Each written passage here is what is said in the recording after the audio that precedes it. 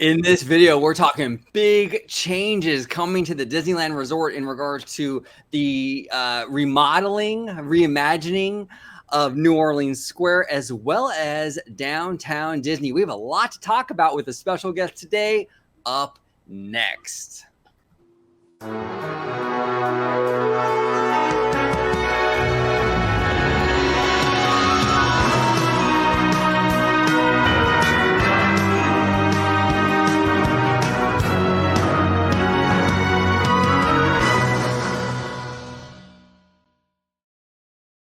Hey everybody, welcome to another episode of Orange Grove 55. Today I brought a new face to the channel and we're very, very excited to have Kingdakha joining us today. Ka, how you doing today, man? I'm doing good. I'm feeling good. I'm actually really excited to be here. So thank you guys for having me on. Seriously, thank you. Yeah, no, it's our pleasure. It's our pleasure. For those of you at home, Kingdakha has a fantastic YouTube channel who he focuses on Disney parks. He does a lot of like Disneyland Resort. He does Walt Disney World. Fantastic content. I'm going to go ahead and link his channel down below.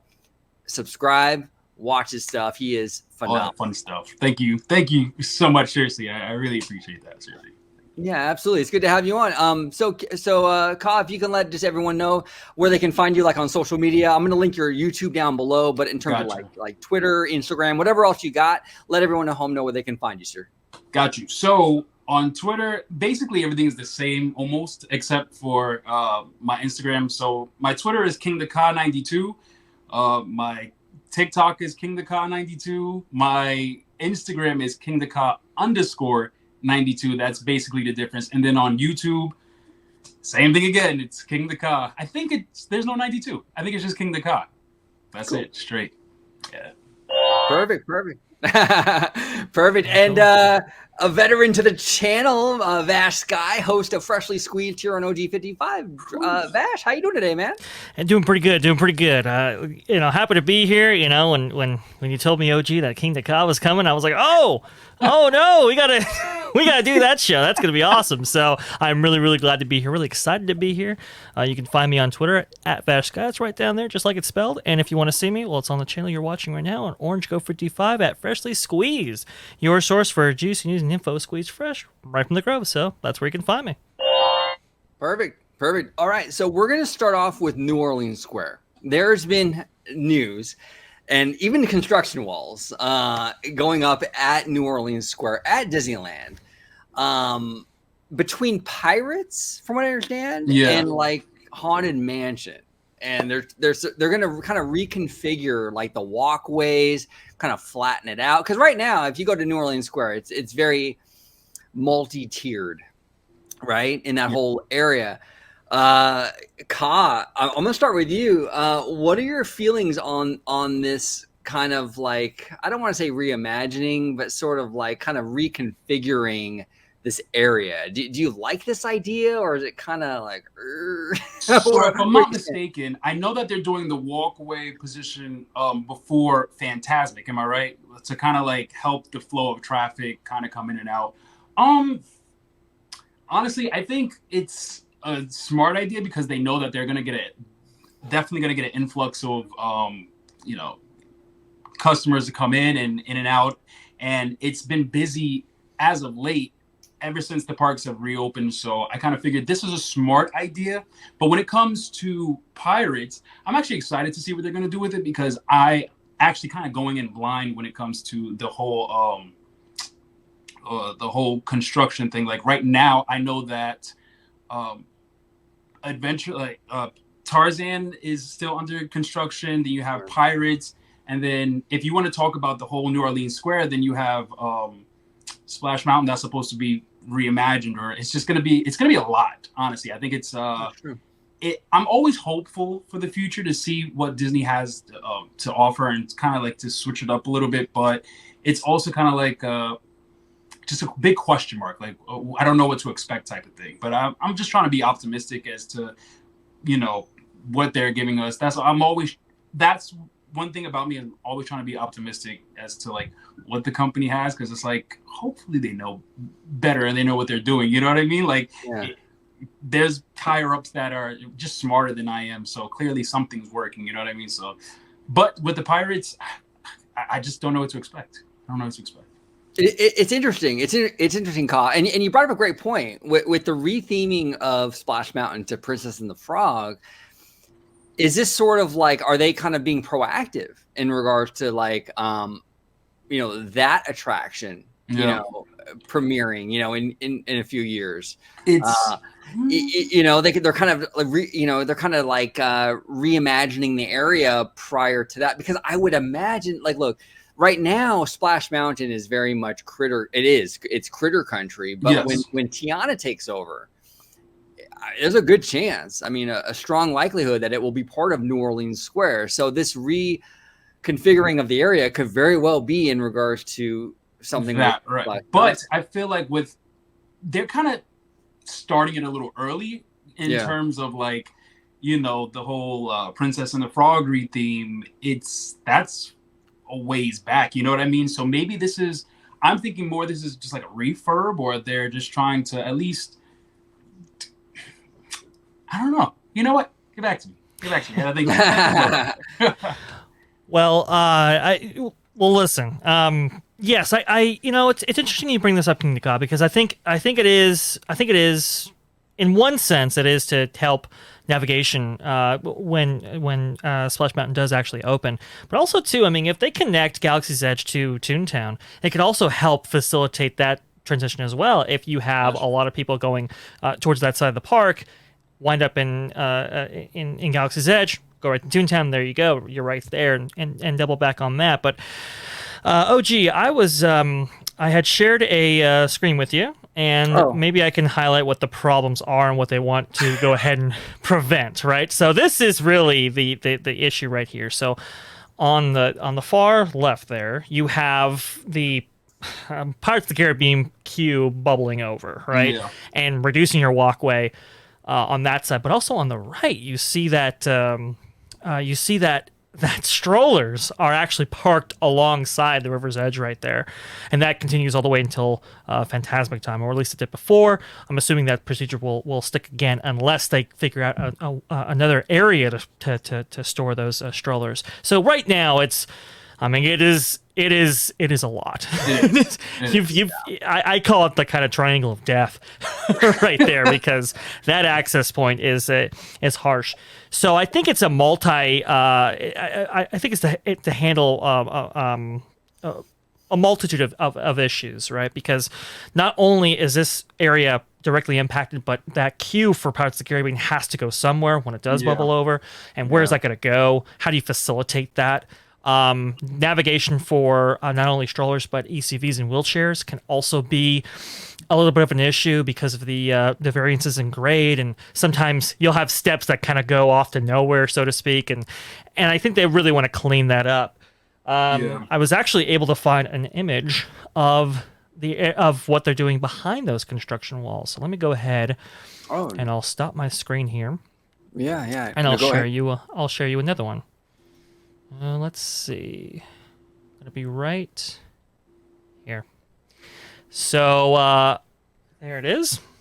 Nice. So they've torn out that, this is kind of an area between Cafe Orleans and French Market, and they've torn out that whole entire, terraced step right there. They've torn out the area holding that planter and so forth. So they're really doing a lot of construction in order to just facilitate traffic flow, which is interesting because I thought one of the upsides of the reservation system was to prevent this kind of overcrowding in the park. Isn't that interesting? That's weird. Why are we doing this all of a sudden? Could it have something to do with your Genie Plus service that you debuted? But alas, that's for another, maybe even further on in this conversation. I don't know, because this does, with an increase in capacity, we're also seeing with Genie Plus an increase in foot traffic, right? Yeah. And I think this is to help facilitate that increase. Yeah. Well, it's interesting. Like on an aesthetic from an aesthetic point of view, I actually really, really like one of the cool things about Disneyland. It's really unique is the different kind of, like, when you walk through Disneyland, You go up the hills, down the hills. There's like multi tiers everywhere. Like it's not just a flat park. Yeah. You know, and look, you see a lot of it. Like even at California Adventure, it's a flat park. It's just cement, flat all the way through. And the Florida parks are really the same thing. It's just flat all the way through. I like this element of Disneyland, like you see here in the picture, where it's like, and Mice Chat does phenomenal work, by the way, with their Dateline Disney stuff. I believe this is Andy Castro. Yeah, shout out to Andy Castro on these pictures. Yeah. He does a phenomenal job. But I like how Disneyland is sort of multi-tiered, multi-layered. And my only concern with kind of like flattening this area out in regards to like the crowds and everything, you lose a little bit of that charm. I like that it's different, you know, and you don't really see that in any other Disney park. What do you think, Ka, in terms of that? Like you've been to Florida, right? And you've been to Anaheim. I mean, how do you feel on that? Like, do you feel like Disneyland is sort of unique in that regard, or do you feel like it's not really a big deal, or where you kind of stand on that? It's funny that you pointed it out because I've never actually, thought about that until now. Like how most of Disney, especially Magic Kingdom, is just flat. You never really get those twists and turns, except for Animal Kingdom, which if you walk that path, there are actually like weird hills, and which I love Animal Kingdom, but we'll talk about that later. But with New Orleans Square, they have the right intentions in the beginning, but for some weird reason, like I said, we've just been seeing a weird influx of, not even weird, it's just more and more people entering the parks, so it becomes a little more clustered, a little more crowded. So I feel like what they're doing, it does make sense, and unfortunately we are losing that kind of like splash of difference within the parks, but it's supposed to make sense in the end. Now going back to like the Genie Plus, he's absolutely right when it comes to crowd control. That's kind of like, okay, the Genie Plus thing didn't work. If anything, I think it made the crowd control even worse. 10 times worse than what it was before. Because I think I went to Disneyland the first time in December of last year. And before Genie Plus even premiered, everything was like smooth sailing. I didn't really find an issue with crowding, whereas now it's ridiculous. Like I think I went the last week, February. The first week of February. I'm sorry, first week of February, and you can tell the difference between December to now, whereas Genie Plus premiered and stuff like that. It's just the difference is ridiculous, and it definitely made sense as to why they're opening, they're reimagining New Orleans Square with it's kind of crazy. It's kind of crazy. We'll talk about that in a second. Yeah, no, it is interesting. The Genie Plus thing is a definite factor in all of this. Dre, I know you have thoughts on Genie Plus and in regards to just crowd flow. What do you? That's why I said come back to me, because like I can talk about that in a second, but I'd rather hear other people and then come back to me, and it's just a lot. It's a lot. Sure. Well, I actually have some more visuals. Oh, okay. Let me go ahead and share. Because I knew this might come up here. This is, by the way, what you're watching, what you're seeing right now is the kind of bend around Big Thunder, right? Right. That line that you're seeing people in right there, that's actually for Genie Plus Return. That's how crazy it has gotten. For some reason, I have no idea. But for some reason, Genie Plus it is working on a metric that is insane from FastPass. FastPass previously, maybe it would take up 50% of a ride's capacity, maybe a little bit over, and the ratios to let people in would be like 80-20 or so. So 80 guests through FastPass, and 20 guests through standby, and that they would kind of work on those ratios. But we're seeing such high ratios. I mean, we're seeing like 99-1, maybe even over that. And then on top of that, we're also seeing that they're really saturating these hours, these intervals with Genie Plus returns in a way that they've never done before. I remember in Disneyland in old visits, pre-2020, I remember with MaxPass, you buying in the service, and maybe it was like maybe one or two, and Space Mountain's gone, or Indiana Jones is gone, because you're taking capacity, the available capacity of that attraction per hour, and you're dedicating a portion of that to Max Pass, or in this case Genie Plus. They're not necessarily doing that anymore. I'm seeing on the app that, I mean, people are still able to get return times for big time attractions, maybe just like 2 hours away, and that is playing all kinds of havoc with the operations of this park. And I'll show you this. This line here was 70 minutes at the time that that line was photoed right there. Wow. And Big Thunder ended up breaking down. So now you have, I believe, the hourly capacity of Big Thunder is about 2,500 people an hour. So if you have a 70-minute line, you have 2,500 people in that line that have to now go somewhere else. And then you have all those Genie Plus people that have to go somewhere else. And they might either hang on to that Genie Plus, or they might redeem that in some other attraction. And capacity, has to come from somewhere. And that drives havoc to those attractions, whether it be Haunted Mansion or Indiana Jones or anything nearby. And so now you've just got this kind of chaos occurring in the parks right now. And that's why I think you're seeing, okay, New Orleans Square, this situation, this cannot work. This cannot work for us long term. We have to fix this. And you're seeing this kind of, I don't know, response that's just an overcorrection. It's I've never seen operations like this at the parks before, ever. Well, the thing too now is like, because it's so like monetized. Yes.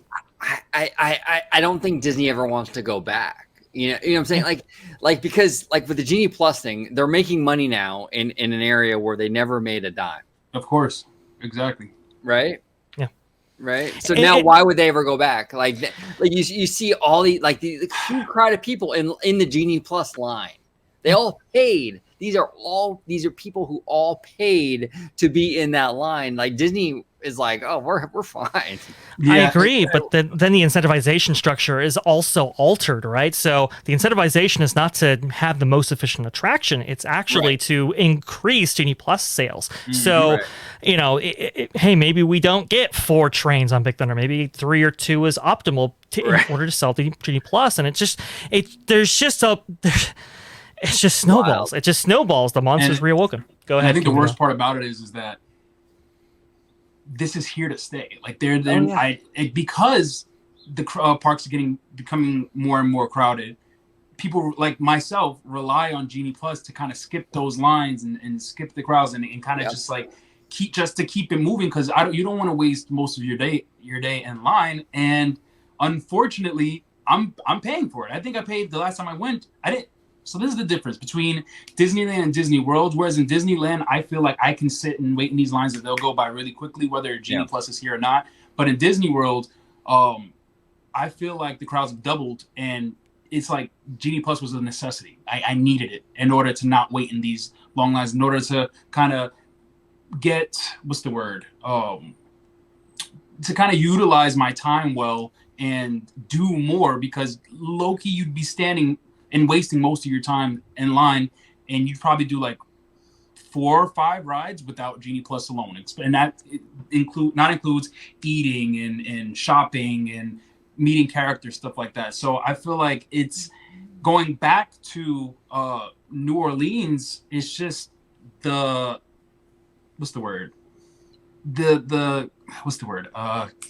I'm losing my train of thought. The construction is needed. There we go. The construction is needed. Now, I have a question. Do you think that the retheming in New Orleans Square is going to happen anywhere else because of the influx of customers, and to kind of like narrow out pathways and create so it won't create as much traffic in area? You know what I mean? Because you just showed the picture from Big Thunder Mountain. Do you think they're going to kind of keep that construction going just to kind of open up and create more space type of thing? You know what I mean? That's an interesting question, Ka. And actually, I think you might be on something with that, because I think that, I mean, I think it is sort of a domino effect. I think they probably will address other areas of the park. I mean, Disneyland started to do like this Project Stardust, leading up to Star Wars Galaxy's Edge is opening. Right. Galaxy's Edge opening. But I could definitely see them like kind of addressing other areas that haven't been touched yet and sort of reconfiguring because of this issue. And you mentioned in your video, Ka, too, like, which was actually very interesting. You mentioned like how with Disneyland you were fine, like, and you mentioned it just now too, but like in your video you mentioned like on your channel how you were getting through these lines no problem, but in Florida like Genie Plus became really like a necessity. Like in order to even just kind of like to get on rides, like you needed it. That's fascinating to me. It's and I don't know if it's the app. I don't know if it's like, because I don't know if you guys know about, some people were like, oh, they're inflating time so people could buy Genie Plus and stuff like that. Whereas I thought that was the case until I actually went to Disney World, and I was like, yeah, no, they're not. I mean, obviously with certain rides, probably they'll say 50 minutes. It's actually 30 minutes. But some of the heavy hitter attractions, like I think I did Slinky Dog Dash, and this was when I didn't even want to buy Genie Plus. I was like, I don't need it. I'm thinking more of Disneyland stuff. I don't need this. It's going to go by pretty quickly. We waited in line for almost 2 hours. 2 hours without it. And I think it said about 100 or 90-minute wait. It said a 90-minute wait, and I waited 2 hours. And mind you, I was, like I said, I was with teenagers in my video. I was with two teens, and I knew they were going to be impatient, and they were. And I'm just like, the line never ended. Mind you, the ride didn't even shut down. It was ongoing. Everything was working completely fine. It just literally took 2 hours to the point where I'm like, yeah, I'm caving in, and I'm going to buy Genie Plus. And that's how they're creating. That's where they get their revenue. That's where they're getting their money from. And they're like, oh, this is a success. They don't watch these videos. Like, I mean, the higher ups, they don't watch these videos, and they don't see like, oh, this is a lot of money. This is it's just creating more money for them. And I get it, because of the pandemic, they need to kind of get their ball rolling, and they've taken out all the free things, and now we got to pay for them, and we're gonna do it. Unfortunately, because since if we want a better experience, we're gonna pay for it. Unfortunately. Yeah, no, you hit the nail on the head, Ka. And like you said, like the higher ups, they don't watch the videos, and honestly, they probably don't do the experience in the parks like we do, right? Exactly. Like Bob Chapek isn't like sitting there on his app trying to get like reservations for Big Thunder. Not at all. And that's a huge problem. I know, my phone kept dying. I'm like, I didn't want to be on my phone all the time. So my phone kept like the battery kept being used, and I'm like, I don't want to be on this phone looking at rides. What's next? I just want to go. Like with fast passes, I knew that this is coming up. All right, scan my magic band. I'm in. I got it next, and that was kind of it. And it just, there's such a huge difference. I don't understand what the differences between Genie Plus and fast passes is, and why the inflation time, like the times are just so bad. But I don't know what's going on with this. I personally am just not a big fan of the system. I think I can add some meat on these bones here. It's interesting because initially, yes, we were getting maybe some inflated times from people who were experiencing it firsthand. But as you said, Kingdakha, that has changed, and it's interesting that you say you give your experience, because that's an experience that is consistent with what I'm hearing on the ground as of right now. Yeah. I think it's a never evolving thing. I think they are kind of tweaking the system as it goes along. And what we're hearing now is, because these ratios are so high, remember the ratios of like, hey, 99 guests for every single one person standby, because they're so high, these attractions are if you're in standby, that line is moving to a crawl because of how many people they have to facilitate for Genie Plus. And again, if they're not taking raw numbers from these hours as they go up, that creates even more of an issue. And then if the attraction breaks down and you're losing that capacity, but you're still selling that as part of Genie Plus, that's also a bigger issue. And I think that's why your time was indicative of, hey, it said 90 minutes, but it was actually 2 hours, because it's that ratio. It's that person at the end that is determining, okay, how many Genie Plus people are going through versus standby. And when Genie Plus, when you're selling that, right, and that expectation is, hey, this is going to be a fast service, then there's even more onus or pressure on that cast member to let those people go, as many as possible. And as far as like getting rid of Genie Plus, it's never going away. I mean, this is going to be the new normal as we go on here, because it's now baked into the cake of these quarterly earnings reports. You cannot earn less revenue from quarter to quarter. I mean, JPEG definitely right now cannot afford that. So this is what's going forward. I just wish, though, that they would show some restraint with it, have some hard caps, have, maybe even make the service more expensive in order to reduce access to it, because right now it's just way oversaturated. It's way too easy. I completely agree with that. Unfortunately, I think I said that in my head when I was walking around the Hollywood studios. I'm like, I think I'd rather pay more, especially if I'm going to get access to all rides, because the fact that we have to pay for Genie Plus on top of the e-ticket rides, we have to pay extra for it. Like, they were really milking me. I'm like, my gosh, I came here with a set budget and I just completely went over budget. I'm like, forget this. I'm just going to pay for it. I don't really care anymore, because I knew that if we, like I said, over and over, if I waited in these lines, I wouldn't get much done. And they got me. Disney really got me. And I would do it again, unfortunately. Not by free will, but because I feel like I would have to. So. Yeah, and I think Disney understands that dynamic, and that's kind of what they're kind of banking on. Some of the crowd patterns that we see are consistent with that. They're letting in a little bit more people on, so it's like, oh, okay, I really do have to buy in order to get ahead. I told people before with MaxPass, whatever your ticket price was, just add on $15 a day to do it, right? And I think that same advice right now, I would still advise, like, hey, if you're gonna go, just know that your ticket is $20 more. You don't know right now, but your ticket is $20 more per day because of this service. Well, here's the thing. Like, I actually had this conversation with my fiance the other day. Her parents are from Vietnam, and they obviously haven't been to Disneyland. Like, I mean, they went like a long time ago, but they haven't been recently. And I talked to her about this. Like I said, like, if we bring your parents, we got to pony up and do the Genie Plus thing, because it's like, this is like kind of like a once in a lifetime, or at the very least a once in a decade kind of thing. And Disney is really banking on that. Disney is like, oh yeah. They want you to be like for me personally, like I got a Magic Key.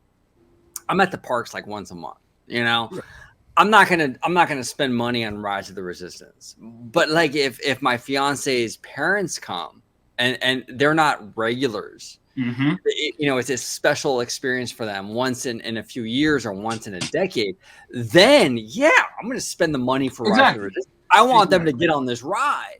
And that's the brilliance from a business aspect for Disney in regards to this program, is that now you're like, man, they're selling you. They're selling you. And the two teenagers that I went with, it was their first time at all four parks. Well, at all three parks. I think they both went to Magic Kingdom. But like I said, it was their first time. And you have that expectation of, okay, we're going into Disney World. You want the best experience for them, and you want to do everything that you can.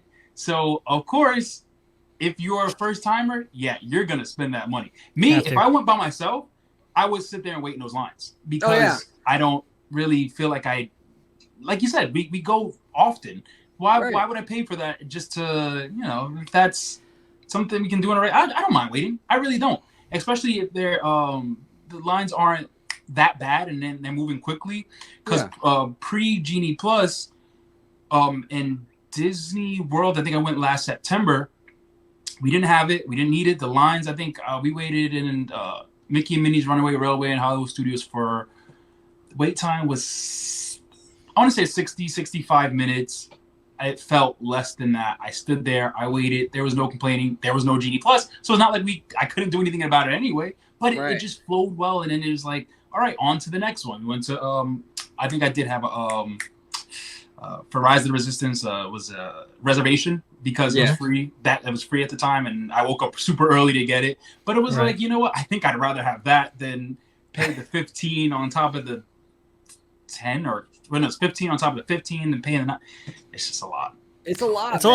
It's a lot. And Disney, they got us. They got us because a lot of people end up doing it. A lot of people like are like my fiance's parents, who they're either a first timer or they're the first time in a long time kind of guest, and they'd rather just pony up and pay whatever it is to get on the ride. And Disney knows that, right? And at the end of the day, I would try to be like, you know what? It was a good experience. I paid for it. I'll make the money back again. That's the mindset that I try to have going into it, because I know, like we've said, this isn't going away anytime soon. So from here on out, it's kind of like, it's okay. I'm going to make this again. It's fine. Let's just spend the money. I'm having an experience. It's for the experience. It's for the fun. That's all I have to think about at this point. Because if I think about the money aspect of, okay, so it's this much, and I'm going to get this much, and I'm going to go crazy. I'm not going to have a good time. I'm going to just, it's just not going to work out. You know, there's an interesting dynamic playing out here that's kind of interrelated. You know, in the case of Magic Keys, we're seeing these kind of interesting dynamics play out because of this reservation system, where people are forced to go a little bit more infrequently than they normally would, right? Maybe they would go every week, but now they can only go like every other week or maybe once a month or something like that. We're seeing wait times increase even from that, right? Because people, their thresholds are now longer, because it's like, well, hey, I'm here, let's just do it. Previously, maybe it would have been 20, 30 minutes would be your max. Now it's more like 45 minutes kind of thing. And we're seeing that self-regulating line even adjust from there. The thing is, so for the Magic Keys, because I'm not a holder yet, look at about it, but if you set a reservation and you don't go to it, you get reprimanded, right? Or something like that. They're starting to enforce that. At Disneyland in Anaheim, they didn't enforce it, but they're starting to. Now they're starting to enforce it. If you do 3 in a row where you cancel, I think they restrict your account for like a month or something now. Oh, okay. Now, I still have not seen anybody actually get notified of that RP9 entry based on that. They are saying they are, but it's gonna be interesting to see what happens when people don't come in and what that email looks like. Yep. Now, I do want to kind of pivot a little bit. We got Downtown Disney. So this is getting the like this end of down. This is where like Earl's Sandwiches, the Starbucks was. AMC getting a big reimagining, and you know, Fresh Baked has been fantastic with this. They've been on Twitter and on their YouTube channel, kind of posting like the demolition of it. All this stuff is basically gone already, and this is the concept art for what will be the replacement. I'll start with you, Ka. Like, what do you think about this? Like, this whole reimagining of Downtown Disney, because like the rest of Downtown Disney has more of a garden feel, like with the right, and then this is going to be very mid-century, 1950s, 1960s. What do you feel? I honestly, okay. So when I first went to Downtown Disney, I told you before, I have this thing where I compare and I contrast. So obviously, Disney Springs was the first one I've ever been to. Downtown Disney was my second. So I love this layout because I feel like it's just wider, fresher. It's different. And when it comes to Disney, they're always going to be changing things up. This is supposed to be kind of like a retro chic imagining, and I think it works. And I feel like this is, if it's done well, it's going to look really good. And I feel like Downtown Disney definitely needed some type of upgrade in a sense, or just like for it to be wider. I love like the grass area where it looks kind of like just you can sit and relax while you're shopping and stuff like that. You can picnic, that type of stuff. So to be honest, I'm all for it. I'm just wondering, I don't know if they bought out what type of stores and stuff that they're going to put into the infrastructure. Did they ever mention that? I'm not sure. No, they didn't. Everything is kind of vague. It was just the concept art on how it's going to look. They didn't really mention any like retailers, restaurants or anything like that. That's probably still in the works, negotiations and what have you. And I agree with you, Ka. Like, I really like the mid-century thing is fantastic, especially for Disneyland, because it's very much like, look, the park opened in 55. So exactly. They're very rooted in nostalgia. And I think that's what I like about it. It's very nostalgic, but it's also like modern at the same time. Like, I feel like they're trying to go hand in hand with both. And that works well with like Disneyland goers and people that have grown up with the parks. And it's just a different outlook on the way things have been created lately. But we'll talk about that later. Go ahead. No, I completely agree. The nostalgia factor definitely works here in California. I think like the park is very much rooted in that mid-century kind of style because of when it opened. And Ka, to your point, you mentioned like the grassy area and like that kind of chill, like kind of like, kind of having a picnic kind of thing. I think that's kind of like, I think like Imagineering is sort of like leaning into that a lot, at least here in Anaheim. Yes, and I don't know if you guys saw the what is it called? The concept art for the Toontown. Yes, Toontown, where they have more open grassy areas, and I'm like, I don't know why, because I love parks, like actual parks. I love that. So to see that kind of incorporated into the theme park, where it's kind of like just to chill and relax and just kind of like de-stress in such busy parks where they're constantly going and going and going. You're on your feet and you just need somewhere to just sit under a tree and just relax. I love that concept, and it's obviously they could have done more rides or more. I know we're talking about this, but I'm sorry, I'm talking about Toontown.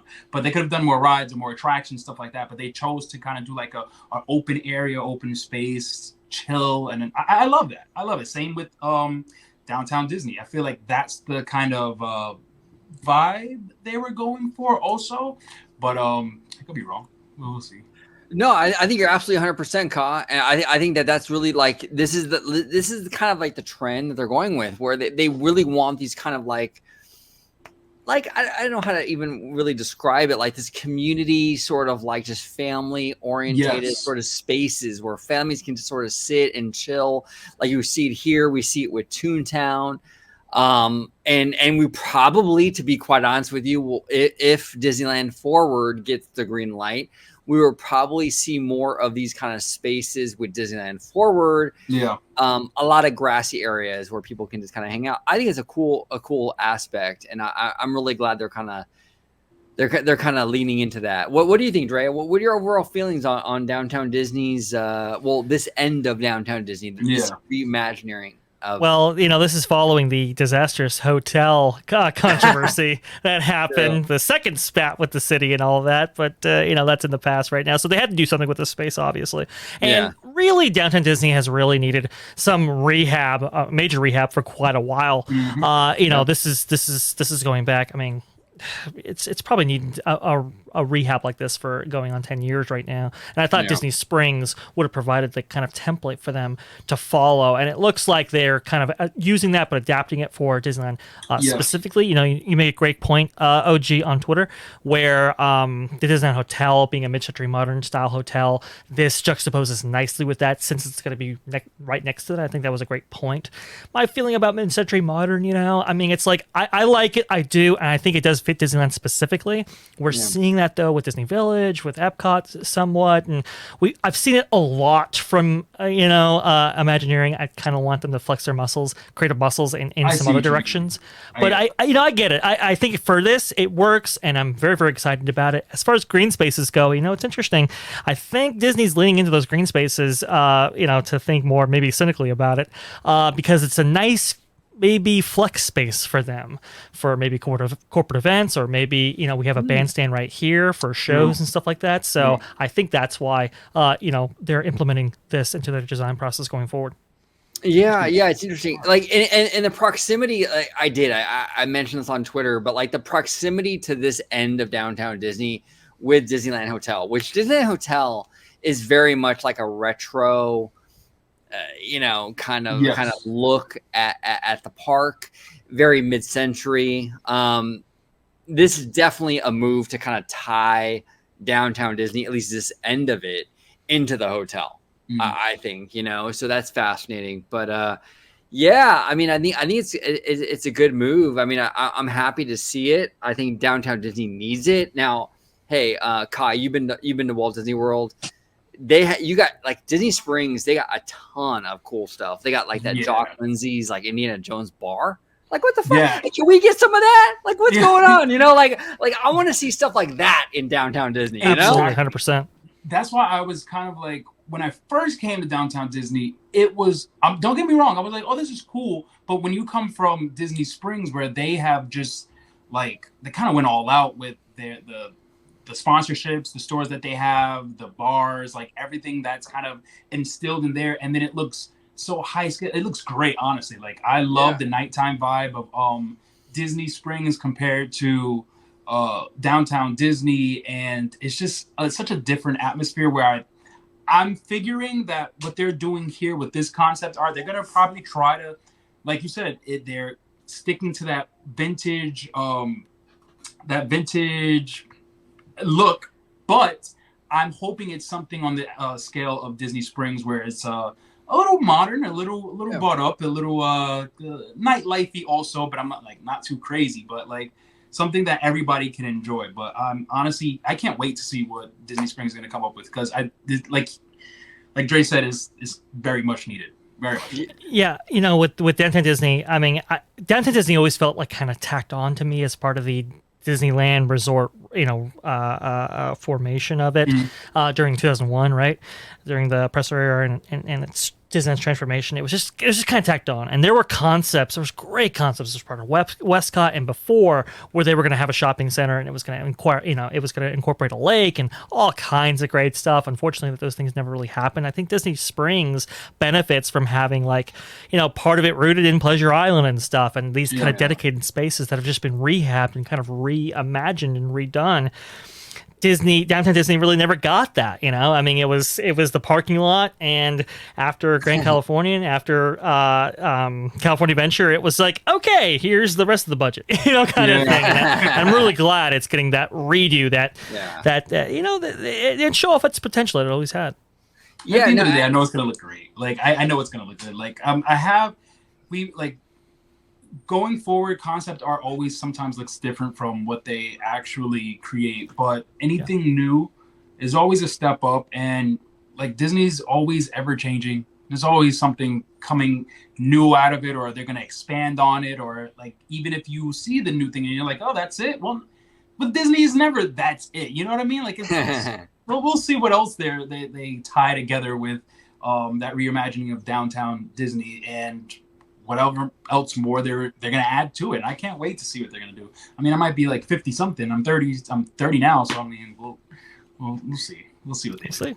Yeah, no, I agree with you, Kyle. And that's the fun thing about Disney parks. And not to sound cheesy, but like it's fun because they are ever evolving. I've been in the community for a long time, and it's always like a constant flow of like new things and changing and reimagining. And that's the fun part of it, and that's the fun part of it is like it's always evolving. There's always something to talk about. There's always something to get excited about, Yep, that's why I'm like when people get upset over ride changes or their favorite Paradise Pier turning into Pixar Pier, like stuff like that. Like it's like things like this is bound to happen. You know what I mean? Like nothing ever stays the same for too long, and that's just life. It's just life. Sometimes you just gotta adjust with it, and when that does happen, we have really dope things that come out of it too. Like I'm so excited. I got to do Avengers Campus for the first time this year. I never thought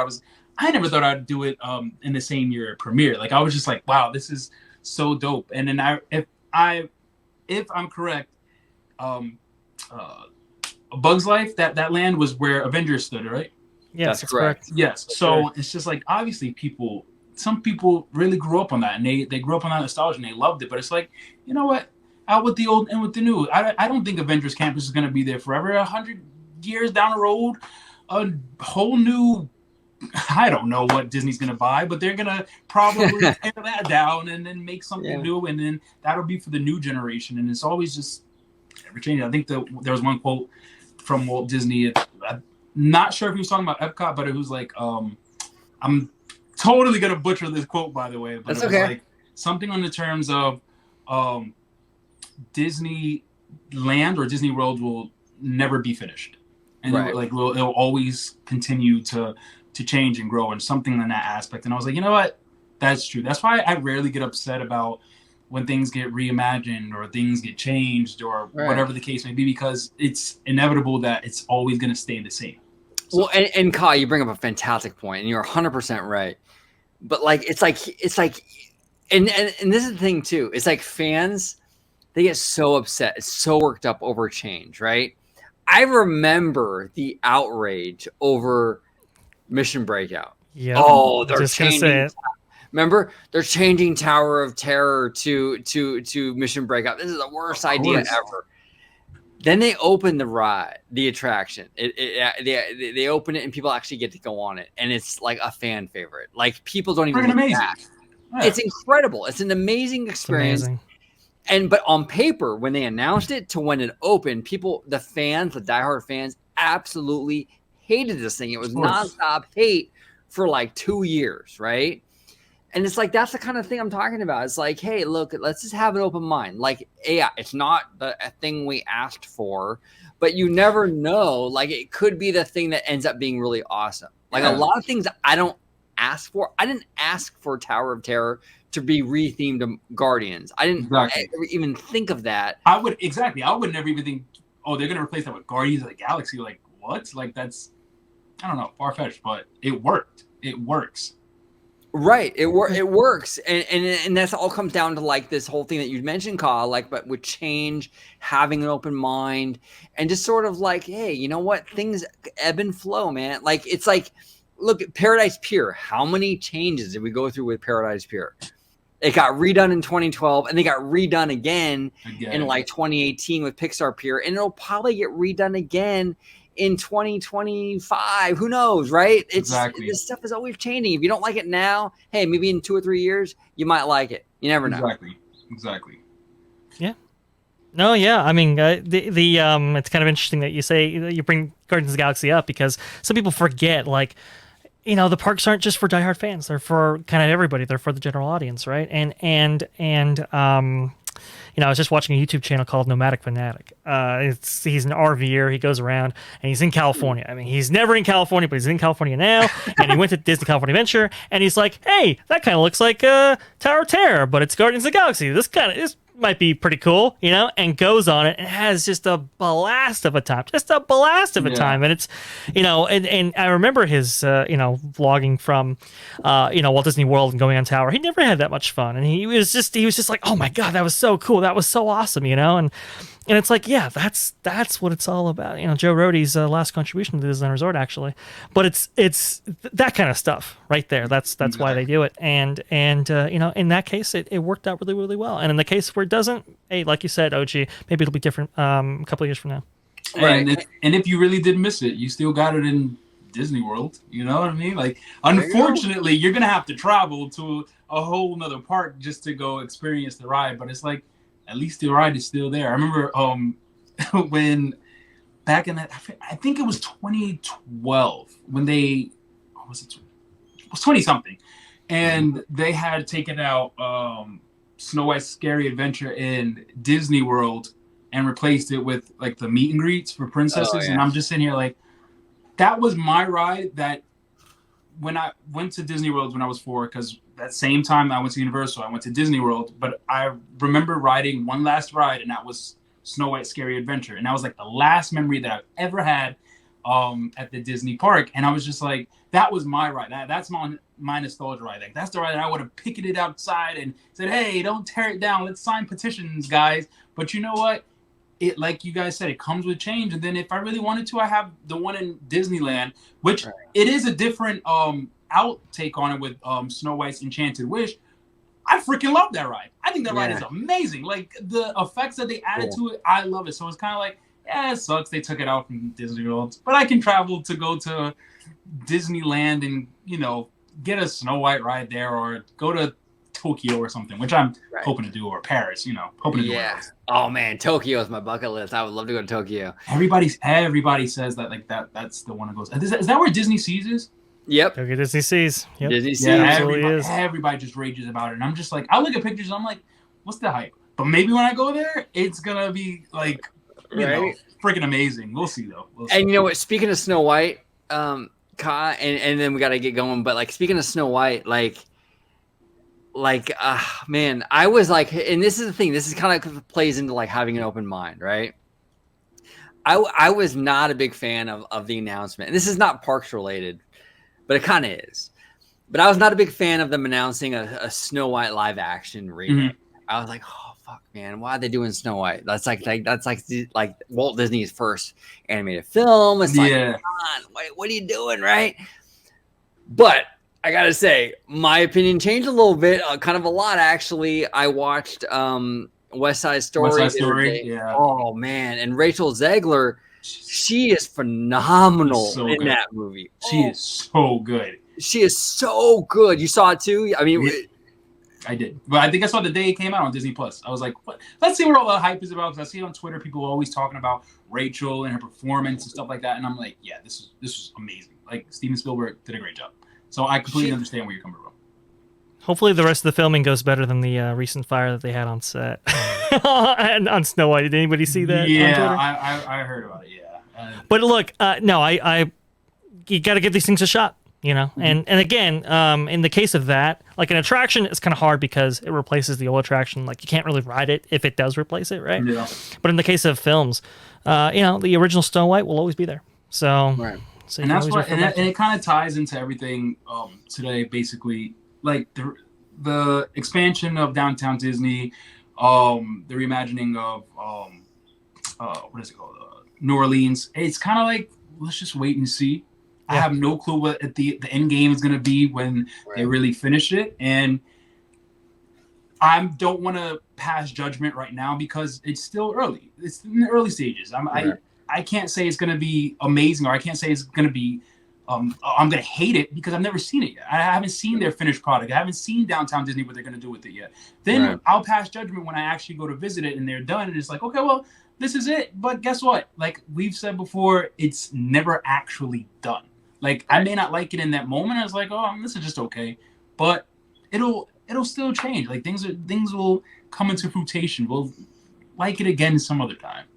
Exactly, and that's a great way to kind of end this call, and like it's a great kind of way to put it. Like, you know, these things are ever changing, and you might not like it now, but they might reimagine it later, and you will like it. You know, you never know. It's all about having an open mind. It's all about just kind of seeing, and especially here at Disneyland Resort, we don't have, as opposed to Florida, the blessing of size. You know, if you're a Disneyland Resort person, you better get used to reimagining. Literally. We don't got a lot to work with out here, you know? Like, there's going to be stuff that we have to kind of reconfigure. And if you're married to this stuff to the point where like mentally married to it, where like you don't want anything to change, well, you're going to be in a world of hurt because there's not a whole lot of room to work with. And eventually they're going to have to touch something that you deem to be untouchable. Exactly. Yep. but Kingdakha, I want to thank you, man, for coming on. It was fun today talking some parts with you, man. It really was. I had so much fun. Like I love this. If you ever want me on again, just let me know. This was so dope. Thank you guys so much for having me. Seriously. You are always welcome back on the channel. We will definitely have you back on. We'll talk Florida. We'll talk Anaheim, Tokyo, whatever it is. Do it all. We even do a show here, Ka, where like we talk only about like the streaming side of stuff, like Marvel, Star Wars. Oh, I'm completely down for that. 100%. You're welcome on that, like that too. Like we'll have you back on for sure. It was a pleasure, man. Thank you for having me. So, Ka, if you can let everyone at home know where they can find you on social media and also your YouTube channel, sir. Got you. YouTube, you can find me on Kingdakha, straight like that, KINGDAKHA. Instagram, Kingdakha92_92. And then Twitter, Kingdakha92. TikTok, Kingdakha92. All that fun stuff. Perfect. And I still trip out every time because that's actually my text message jingle. Every time he does that, I look at my phone. I'm like, wait a minute, am I getting a text message? But link down below. I'm going to link all of Kingdakha's stuff down below. YouTube channel. Subscribe to him. I think right now, Ka, you got like 200 something. It's 200 something. It's slowly getting up there. But you know what? I'm just grateful for anybody that ever follows me, watches myself. Like thank you guys for watching my videos, even if it's just one or two. Like I'm such an appreciative person. I really do appreciate it because I put my time and effort into these. So yeah. Yeah, let's get this guy to 500. Come on, subscribe to Kingdakha. 500 before, let's say, my 30th birthday. So I've actually turned 30 on September 5th. Let's do it before my 30th. That's my goal. Let's do it. 500 before September. Let's do it. Kingdakha, subscribe to him right now. Dre, How are you? And where can we find you on social media? Where can you find you're me? better, you know the routine. Where can we find you, sir? Best place to find me is at Bash Guides, spelled right, just like it's spelled right down there. And the best place to see me is on this channel that you're watching right now, Orange Code 55 at Freshly Squeezed, your source for juicy news and info, squeezed fresh right from the Grove. It's interesting. Kristen McCarthy recently said in the quarterly earnings report that some people have more money than time, and some people have more time than money. And I'm really, really grateful for you guys spending your time with us and Kingdakha on our respective channels. So thank you very, very much. If you can go ahead and subscribe to both of ours, that'd be truly phenomenal. So thank you very much for watching. Absolutely, and thank you all for watching.